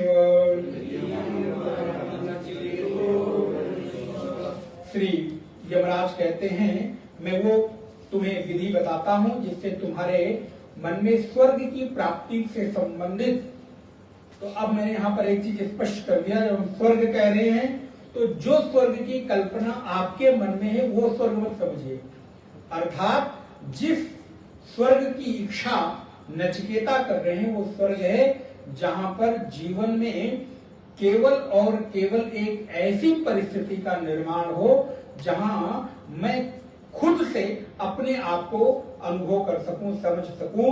वहां पर भोग की प्रधानता नहीं, साधन की प्रधानता है। नहीं तो नचिकेता के मन में किसी भी तरह का भोग की लालसा नहीं है।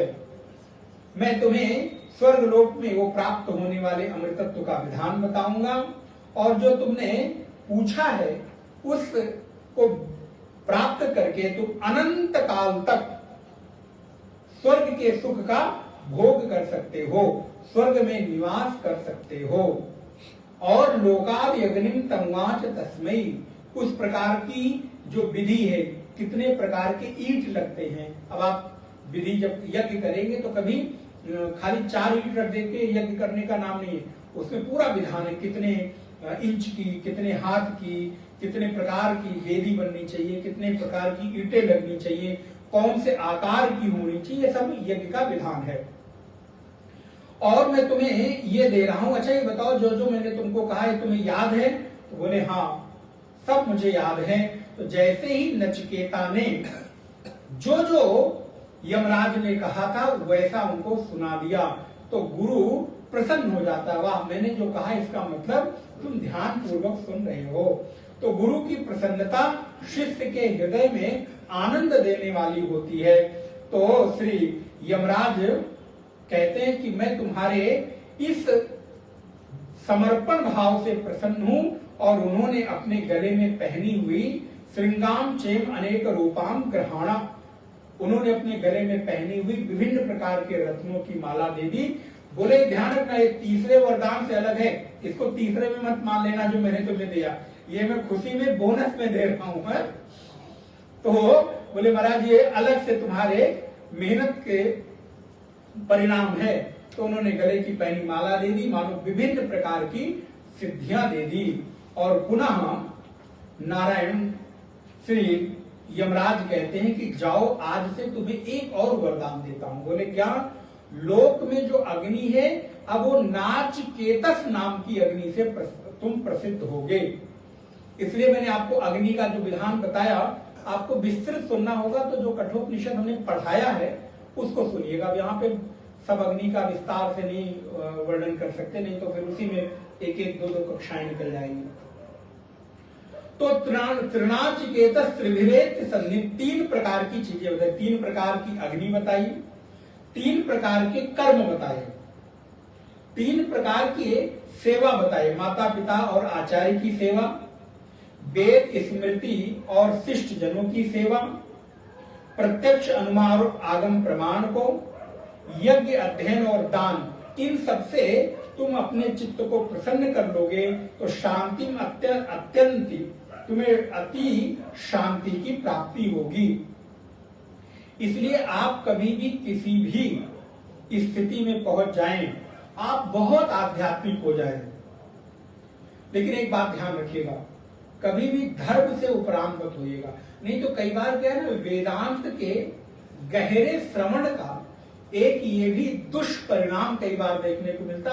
उनको लगता है कि जब सब ब्रह्म ही है, कहीं कोई आता नहीं जाता नहीं, कोई स्वर्ग लोक। अब जैसे मैंने कहा इसकी आप अपने तरह से अर्थ लीजिएगा, मैं कुछ कह नहीं रहा हूं, नहीं तो क्योंकि मेरा कर्तव्य है आचार्य होने के नाते कि हम आपकी श्रद्धा को पुष्ट करें, ना कि आपकी श्रद्धा में किसी तरह का विभेद उत्पन्न करें। तो जब इस प्रकार का केवल एक कॉन्सेप्ट भर है तो क्या करना है सब करके? तो भगवान कृष्ण की बात याद रखिएगा, अर्जुन को भगवान कहते हैं गीता में, अर्जुन यद्यपि मुझे कर्म करने की कोई आवश्यकता नहीं है, लेकिन तथापि संसार के लोगों को सन्मार्ग पर चलाए रखने के लिए मैं निरंतर कर्म में संलग्न रहता हूं।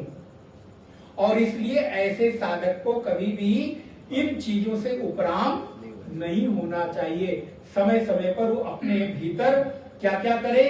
बोले यज्ञ दान तपः कर्म, यज्ञ करे, तप करे, दान करे, इन कर्मों से कभी उपराम ना हो।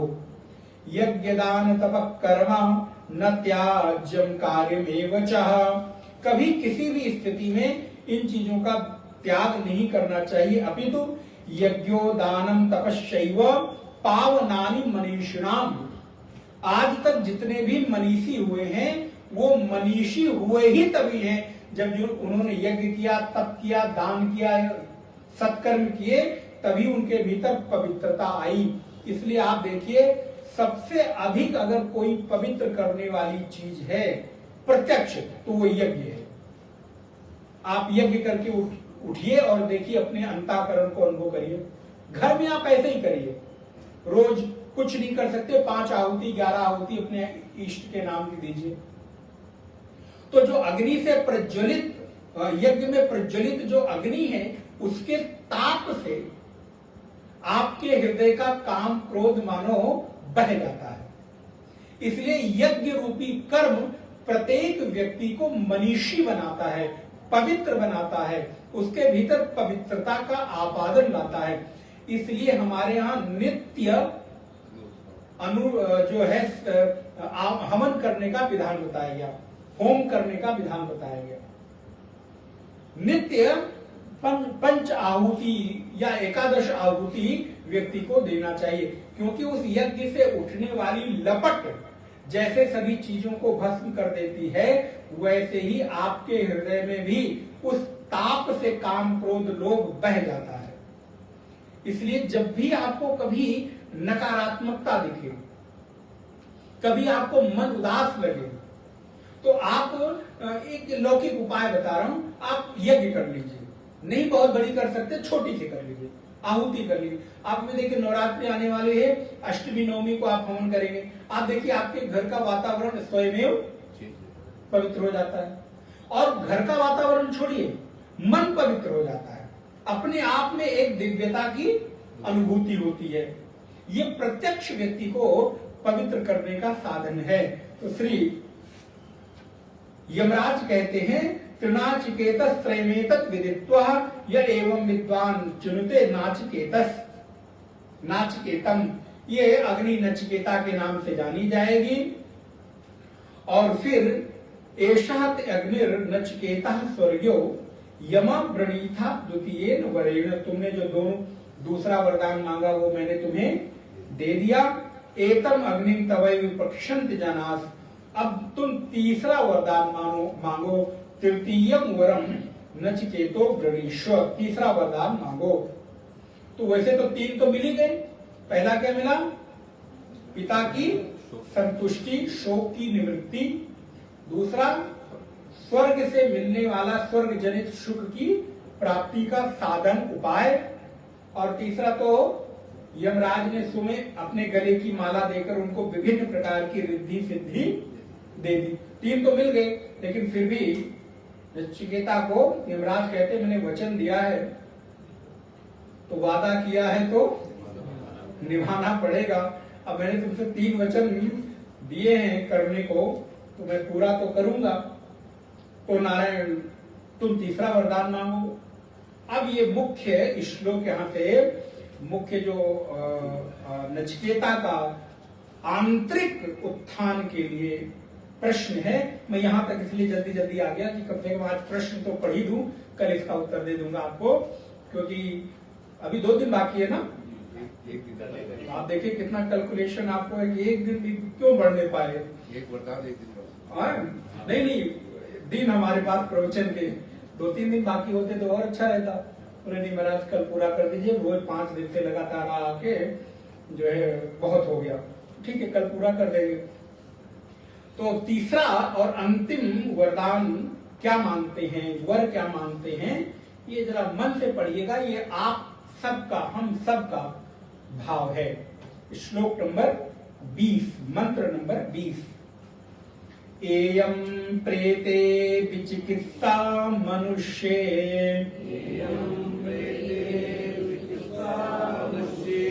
अस्तीत्येके नायमस्तीति चैके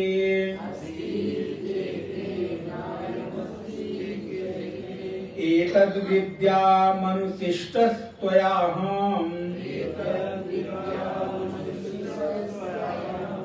वराणाम् एषः वरस्तृतीयः।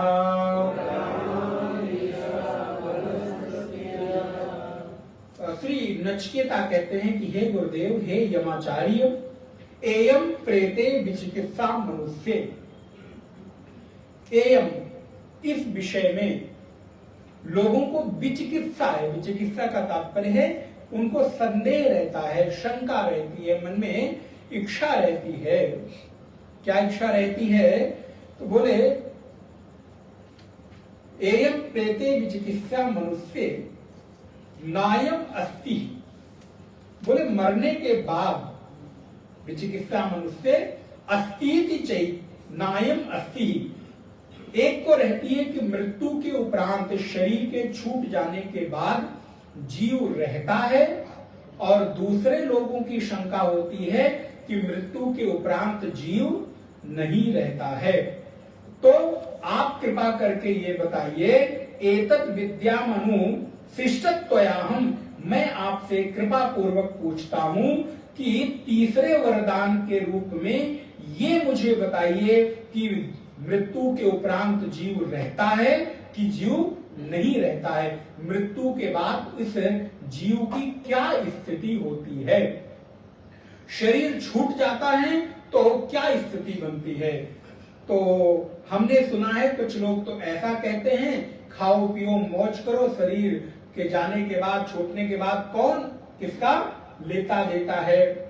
इसलिए हमारे यहाँ एक दर्शन है जिसका नाम है चार्वाक दर्शन। तो वो क्या कहता है? यावत जीवेत सुखम जीवेत ऋणम कृत्वा घृतम पिबेत भस्मीभूतस्य देहस्य पुनरागमनो कुतः। बोले यावत जीवेत सुखम जीवेत।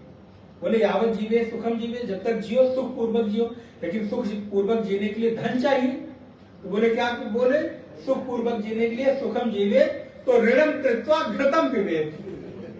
घी पियो, भले ऋण लेकर, लोन लेकर ही घी क्यों ना पीना पड़े, लेकिन आजकल महाराज लोन लेकर भी घी पीने लायक नहीं है। घी में भी घोटाले हो रहे हैं।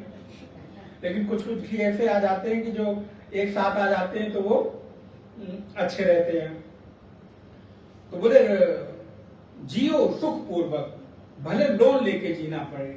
आजकल इसलिए देखिए EMI, बोले महाराज सब कुछ EMI पे मिल रहा है, ले लो ले लो ले लो, फटाफट ले लो। बोले लास्ट में भले महीने भर में खुद को खाने के लिए पैसे बचे न बचे, EMI पे सब खरीद डालो एक ही दिन में। ये क्या है? बोले चार्वाक दर्शन है। भस्मीभूतस्य देहस्य पुनरागमनो कुतः। बोले देह मर गया तो कौन किसका लिया, कौन किसका दिया, आया गया, इसलिए लोन लेकर। और बोले महाराज देश छोड़कर भी भाग जाओ तो कोई पकड़ने वाला। बैंक पूरे महाराज सोचिए, यहाँ आप सामान्य व्यक्ति 10-20-50,000 लाख का लोन लेने जाए तो मिलता नहीं। यहाँ 100 करोड़ 200 करोड़, शायद कमी बता रहा हूं मैं, 1000 5,000 के करोड़ के लोन जो है लिए, और पता चला महाराज 10 साल हो गया, अता पता नहीं। खैर वे लोग चार्वाक दर्शन में निष्ठा रखने वाले लोग। तो नचिकेता पूछते हैं, जरा कृपा करके बताइए कि जीव की गति क्या होती है? उत्तर में देखिए तुरंत श्री यमराज रुक गए। बोले रुको रुको नचिकेता, तुम कुछ और ले लो, ये मत पूछो। और एक नहीं, आप देखिए अभी तक तो माला उतार के जो हो सकता था सब बेस्ट दे दिया उन्होंने। अब फिर प्रलोभन देते हैं कि तुम ये वरदान मत मांगो, इसके अतिरिक्त जो मांगना है मांग लो। अर्थात मोक्ष कैसे मिलता है, जीव की अंतिम गति, मुक्ति को कैसे प्राप्त होती है, ये मत मांगो। इसके अलावा जो कहो मैं तुम्हें दे दूं। तुम अनंत काल तक अमर हो जाओ, तुम अनंत काल तक भोग भोगो, पृथ्वी लोक के राजा बन जाओ, तुम नृत्य गीत में मस्त रहो, भोग ले लो, अप्सराएं ले लो, जो तुम्हें लेना हो ले लो, लेकिन ये मत मांगो देवै तत् विचिकित्सितम पुरा नहीं सुयज्ञ मरुलेश धर्म अन्यम वरम। नचिकेता के लिए अन्यम वरम नचिकेतो वृणीश्व। आप सोचिए, आप जिस आत्म तत्व के अनुसंधान के लिए बैठे हैं, वो आत्म तत्व का, आत्म रहस्य का नचिकेता को यमराज देने से मना कर रहे हैं। आप सौभाग्यशाली हैं कि आप ऐसे उपनिषद का श्रवण करने के लिए आपको सहज रूप में परिस्थितियां उपलब्ध हैं।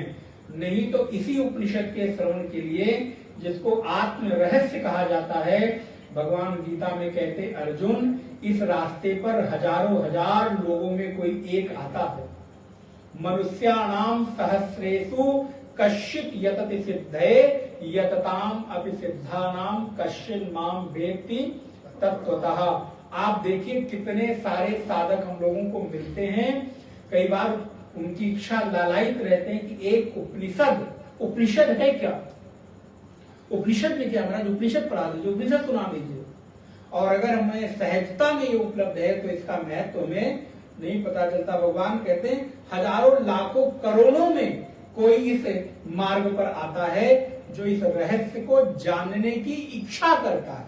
ध्यान रखिएगा कि मृत्यु के बाद जीवन का क्या होता है, इस जीव का क्या होता है। नहीं तो हम लोग तो शोक में ही डूबे रहते हैं।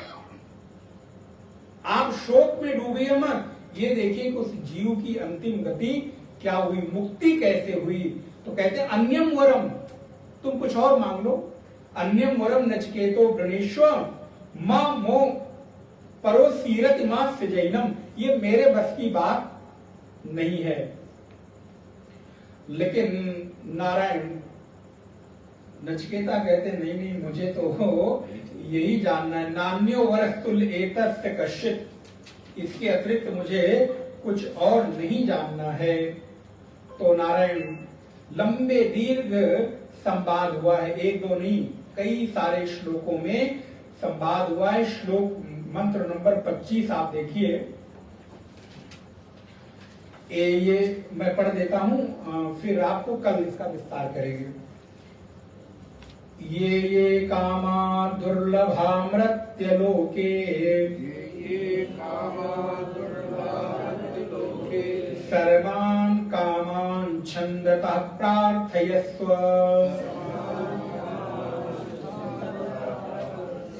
इमा रामा सरथा सतूर्यो नहि दृशा लंभनीया मनुष्यै।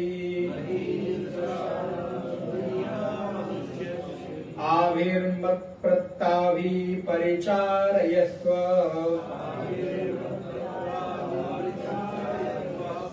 नचिकेतो मरणं मानुप्राक्षी। हे नचिकेता, ये कामा दुर्लभा मनुष्य लोक, हमने बीच में तो कई सारे छोड़ दिया आपको। हे नचिकेता, जो जो मनुष्य लोक में दुर्लभ है वो सब ले लो। ये कामा मनुष्या दुर्लभ मृत्य लोके सर्वान कामान, वो सब ले लो। लेकिन मरण के उपरांत जीव की क्या गति होती है ये मत पूछो। तब नचिकेता ने एक लाइन बोला कि आप ये जो कुछ भी हमको डोनेशन दे रहे हैं, घूस दे रहे हैं, तो ये बताइए ये जो कुछ दे रहे हैं क्या कल रहने वाले हैं कि नहीं। हमें अब जो कल रहने वाला है वो चाहिए, जो कल मिट जाने वाला है वो नहीं चाहिए। अब आप विचार करके देखिए, आज तक जो मिला वो मिटा कि नहीं। जिसको आप पकड़ कर रखना चाहते थे लेकिन वो चला गया। कितनी जोर से आपने पकड़ कर रखने की कोशिश की लेकिन सब हाथ से चला गया। मुट्ठी में कैद बालू की तरह फिसल गया।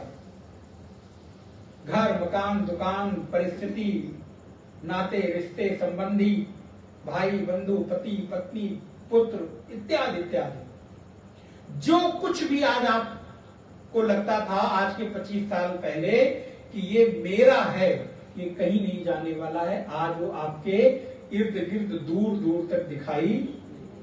नचिकेता कहते हैं, हे गुरुदेव यमाचार्य, जो कुछ आप हमको दे रहे हो ये सब कल नहीं रहने वाले। मुझे जो हमेशा रहने वाला है वो बताओ। जो नहीं रहने वाला उसको लेकर क्या करेंगे। अब सर्वम जीवितम अल्पमेव तवैव वाहास्तव नृत्य गीते बोले तुम्हारे ये नृत्य गीत अप्सराएं भोग विलास वस्तुएं तुम्हें तुम्हारा मुबारक मुझे। अब आपने तो वरदान दे दिया है, वादा कर लिया है, तो पूरा करना ही पड़ेगा, आपको मुझे बताना ही पड़ेगा। तो नारायण यमराज कहते हैं कि इस बालक में अवश्य उस तत्व को जानने की जिज्ञासा है। इसलिए हमारे पूर्व के आचार्य, तो गुरुदेव की कृपा है हमारे कि उन्होंने उपनिषदों को सर्व सामान्य के लिए सहज करा दिया। इसलिए हमारे पूर्व के जो आचार्य थे कभी भी बिना पूछे उपनिषदों का उपदेश और स्वाध्याय नहीं कराते थे। कुछ ही लोगों के लिए उपनिषद सहज था, सरल था, नहीं तो ये संभव नहीं था। यही तो ऐसा कोई पुत्र कुल में जन्म ले ले तो वो कुल 21 पीढ़ियां कहते हैं तर जाती। पितृपक्ष चल रहा है, उस पर थोड़ी चर्चा आप लोग कर लें। अगर किसी कुल में ऐसा साधक जिज्ञासु महात्मा साधु पुरुष हो जाता है तो उसकी 7 आगे की, 7 पीछे की और 7 मातृ मामा के कुल की पीढ़ियां तर जाती हैं। पृथ्वी पर ऐसे लोगों को पाकर पृथ्वी भी अपने आप को धन्य अनुभव करती है। गोस्वामी तुलसीदास जी कहते हैं, सुनु जननी सो सुनु बड़ भागी, जो पितु मातु बचन अनुरागी, तनय मातु पितु तोष निहारा, दुर्लभ जननी सकल संसारा। ऐसी माँ इस दुनिया में दुर्लभ है जो अपने गर्भ से साधु को, किसी सन्यासी को जन्म देती है। सन्यासी को जन्म देने वाली माँ इस संसार में दुर्लभ है और सर्व पूजनीय है। देवता भी उसकी स्तुति करते हैं, देवता भी उसके धन्यता की कल्पना करके उसकी सराहना करते हैं कि ऐसे गर्भ से तुमने पुत्र को जन्म दिया जो तुम्हारे गर्भ को धन्य कर दिया और साधु बन गया।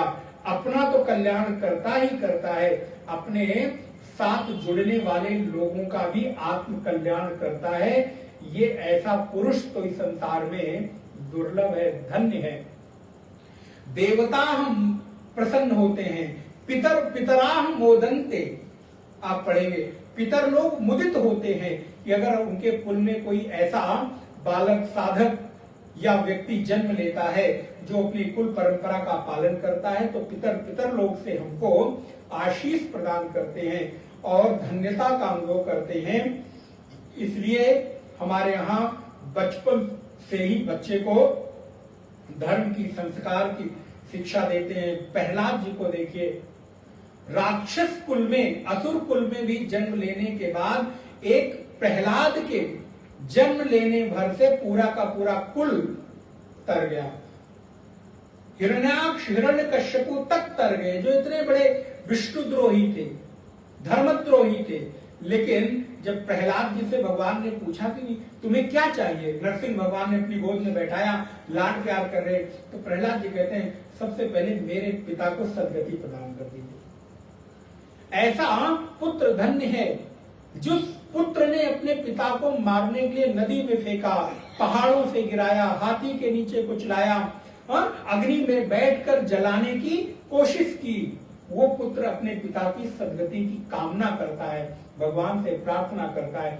धन्य है ऐसी माँ, ऐसा कुल जिस घर में नचिकेता जैसा कोई बालक जन्म ले। नचिकेता कहते हैं जो कुछ देना चाहते हो यमराज, ये सब तुम्हें तुम्हारा, तुमको मुबारक हो। मुझे ये नहीं चाहिए आज है कल नहीं रहने वाला, मुझे तो उस तत्व के बारे में बताओ जो हमें कभी साथ नहीं छोड़ता और वो केवल और केवल मेरा अपना जीवन है। जीव ही इस एक व्यक्ति का अंतिम साथी है, नहीं तो संसार के तो सारे लोग एक यात्री की तरह हैं। जब जिसका स्टेशन आता है उतर जाता है और हमसे पूछता भी नहीं है। ध्यान रखिएगा, चाहे वो अल्प आयु में जाए तो और पूरी आयु पूरी करके जाए तो, ये जीवन की सत्यता है क्योंकि उसकी यात्रा ही उतनी थी। अब कोई नवयुवक ट्रेन में चढ़े और बड़ा सुंदर लगे आपको देखने में, और आपको लगे कि लास्ट स्टेशन जहां तक मैं जा रहा हूं वहां तक ये भी जाए, तो ये जरूरी है? अरे भैया, उसका स्टेशन अगर बीच में आ गया तो आपसे पूछेगा नहीं, उतरेगा और चलता बनेगा। और ये भी बड़ी मजे की बात कि वो आपसे टाटा बाय बाय करने भी नहीं आता है, अंतिम नमस्कार करने के लिए भी वो अवसर नहीं देता, उतरता है और अपनी जीव यात्रा पर। इसलिए हम जितने लोग यहाँ हैं सब अपनी अपनी यात्रा पर आए हैं, और हम सब यात्रा में मिलने वाले एक ये सह यात्री हैं।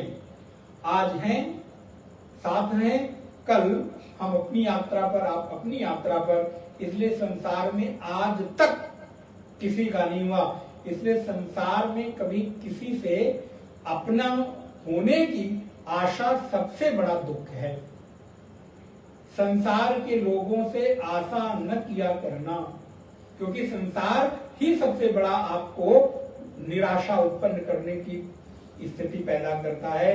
अतः इससे अपने आप को जितना हो सके उतना कर्तव्य निर्वहन के साथ डिटैच करके, वेदांत का सार इतना है, परमात्मा से खुद को अटैच करो, संसार से अपने आप को डिटैच। इतना अगर सीख जाए तो पूरा समझिए शास्त्र आपके जीवन में उतर जाए।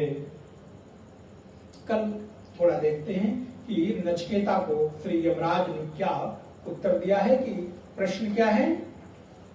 कोई कहता है कि मृत्यु के बाद जीव है, रहता है, और कोई कहता है कि मृत्यु के बाद जीव नहीं रहता। इसके बारे में विभिन्न प्रकार की शंकाएं हैं, इसका निराकरण करिए। 2 बार भगवान का नाम स्मरण।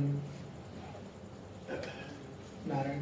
हरि भजले, हरि भजले, हरि भजले का मौका है।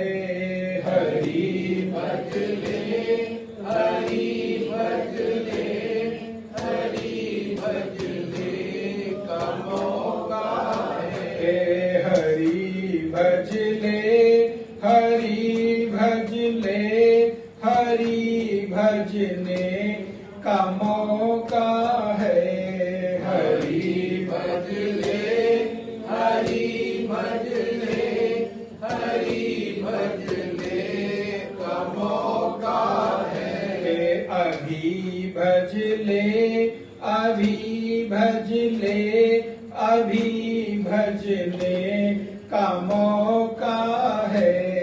अभी भजले, अभी भजले, अभी भजने का मौका है। यही भजले, यही भजले, यही भजने का मौका है। यही भजले, यही भजले, यही भजने का मौका है।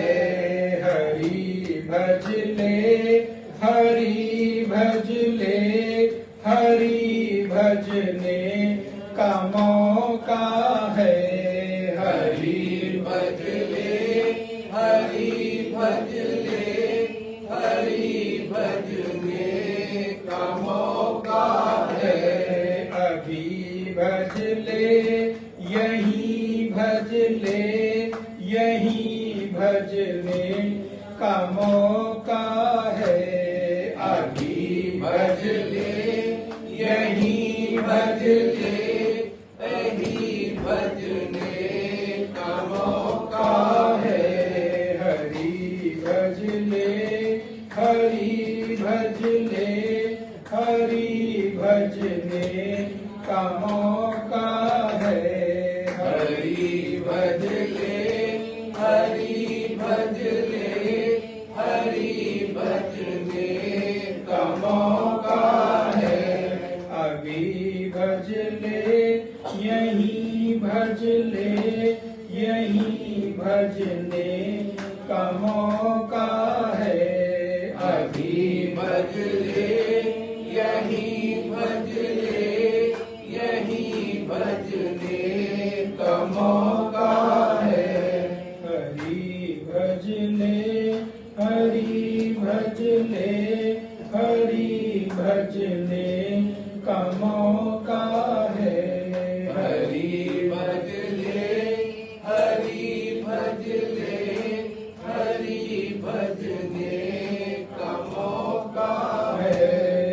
सच्चिदानंद भगवान की।